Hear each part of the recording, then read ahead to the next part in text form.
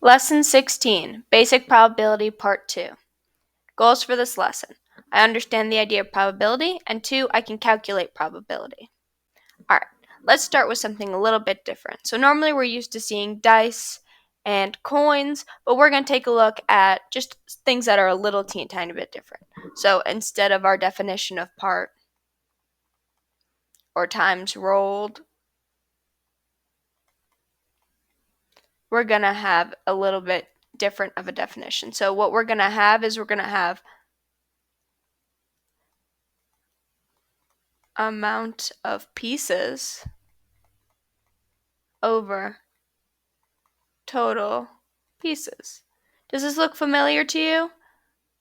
Yeah, it should. It's very similar to a fraction, right? Because we're looking at parts and wholes. So the way that we can think of probabilities in parts and wholes. So say we have this bag here. We have 3 blue marbles, 4 red, and 7 orange. I want to know the probability of grabbing a blue marble. So amount of pieces. Oh, we're trying to grab 3. And then total pieces would be 3 plus 4 plus 7, right? Which would give us 3 over 14.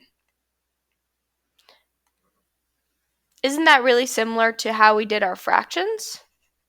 We're just finding the probability can be said to be the fraction of how much we're trying to grab over the total.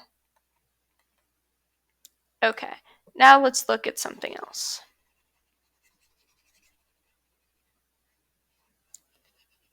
Now let's say we weren't given any numbers besides the 2 blue, 3 red, and we have some amount of orange. Now say the probability of grabbing an orange marble is going to be 3 out of 8.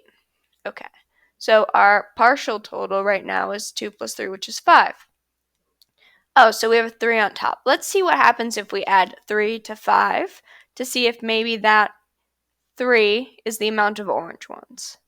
Oh, that means our total has to be 8, because if we have 3 out of 8, we just add that 3 to the 5, and we get 3 over 8. So the probability of grabbing an orange is 3 out of 8, meaning that there's 3 orange marbles.